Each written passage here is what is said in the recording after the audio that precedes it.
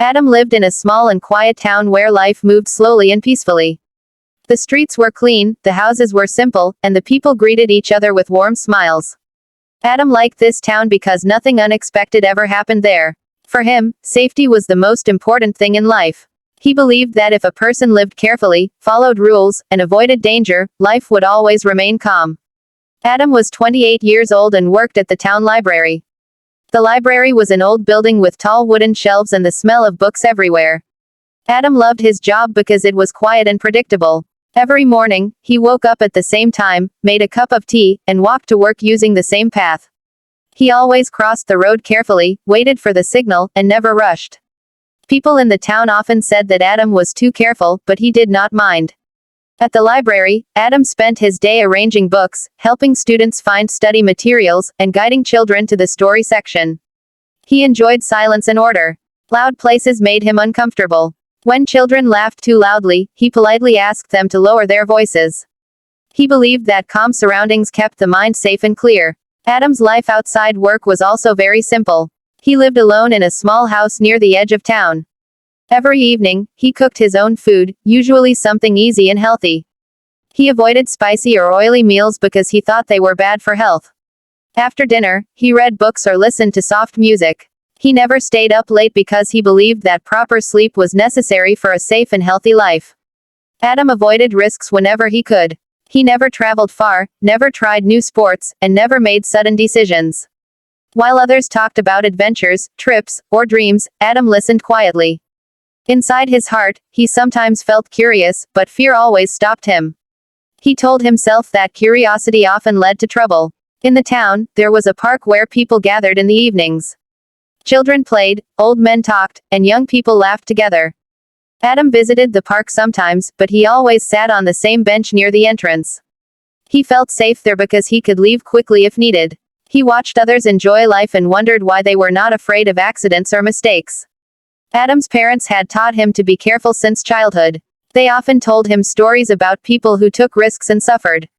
Those stories stayed in his mind. After his parents passed away, Adam became even more careful. He felt that if he followed rules, nothing bad would happen. One evening, while walking home from work, Adam noticed that the streetlights were not working properly. The road looked darker than usual.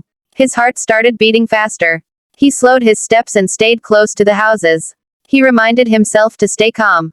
When he finally reached home, he felt relieved. That night, he locked his doors twice and checked the windows before sleeping. Although Adam felt safe most of the time, a small feeling of emptiness followed him.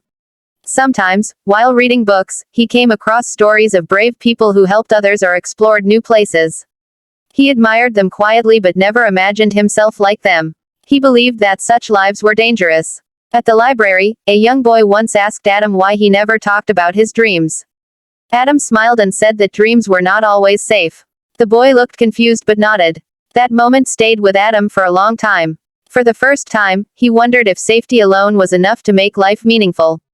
One afternoon, a woman from another town visited the library. She asked Adam about books on personal growth and courage. Adam helped her find a few books, but he felt uncomfortable with the topic. When she thanked him and smiled confidently, Adam felt something strange. He felt both admiration and fear. That night, Adam sat near his window and looked at the quiet street. Everything was peaceful, just the way he liked it. Still, his mind was full of thoughts. He asked himself if a safe life meant avoiding everything new.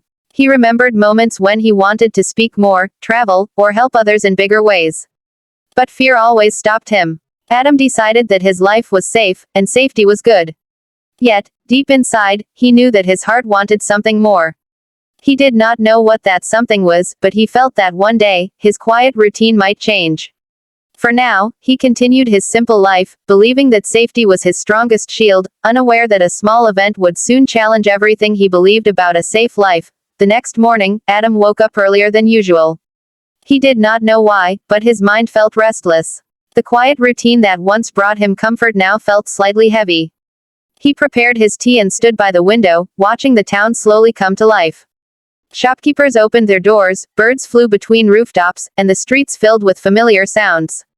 Everything looked safe and normal, yet Adam felt different. At the library, Adam tried to focus on his work, but his thoughts kept drifting. He remembered the boy who asked about dreams and the confident woman who searched for books on courage. Their words and expressions stayed in his mind. He wondered why people chose to step into uncertainty when safety was so much easier. Still, a part of him felt drawn to their confidence. That afternoon, as Adam was closing the library, he noticed an elderly man standing outside. The man looked tired and confused. His clothes were dusty, and his hands trembled slightly. Adam hesitated. He usually avoided strangers, especially those who looked troubled. Helping them could bring problems, he thought. He considered walking away, but something stopped him.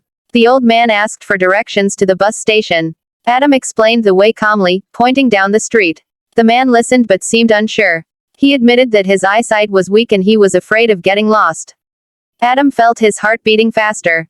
Walking with the man would mean leaving his usual path and returning home later than planned. It felt unsafe. For a moment, Adam stood silently. Then he remembered the emptiness he had been feeling. He remembered the question about dreams. Taking a deep breath, he offered to walk with the man to the bus station. The words surprised even Adam himself. The old man smiled with relief and thanked him. As they walked, Adam stayed alert. He watched every corner and listened to every sound.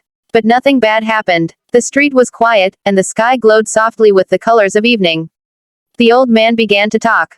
He shared stories about his youth, his travels, and the people he had helped in his life. Adam listened closely. The man spoke about fear and how he learned to face it slowly, one step at a time. When they reached the bus station, the old man held Adam's hand and thanked him again. His eyes were full of gratitude.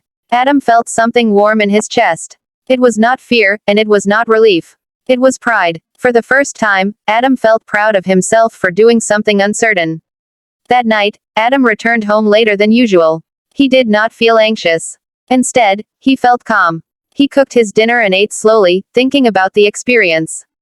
He realized that helping the old man had not made his life dangerous. It had made it richer. In the following days, Adam noticed small changes in himself. He started greeting people more openly. He spoke a little longer with library visitors. He even allowed children to laugh freely before reminding them about silence. These were small changes, but they made his days brighter. One weekend, Adam decided to visit the park and sit on a different bench. It felt strange at first, but he enjoyed seeing the park from a new angle. He watched families, couples, and friends. He realized that everyone took small risks every day just by trusting others and stepping outside their comfort zones.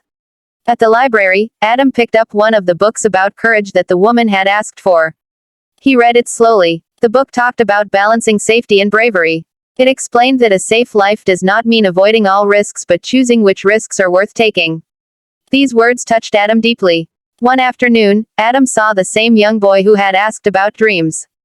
This time, Adam asked the boy about his goals. The boy spoke excitedly about becoming a teacher. Adam listened with a smile. When the boy asked Adam about his dreams again, Adam paused. Then he answered honestly. He said he wanted to live a life where he could help others without being controlled by fear. That answer surprised Adam. He realized that his dream was forming, slowly and gently. It was not a dangerous dream, but it required courage. Weeks passed, and Adam continued his life with care, but not with fear. He still followed rules and valued safety, but he also allowed himself to take thoughtful risks. He volunteered to organize a small reading event at the library. He helped neighbors more often. Each step made him feel stronger. One evening, as Adam walked home under bright streetlights, he felt at peace. He understood now that safety was not about staying hidden. True safety came from confidence, kindness, and wise choices. He smiled, knowing that his life was still safe, but now it was also full of meaning.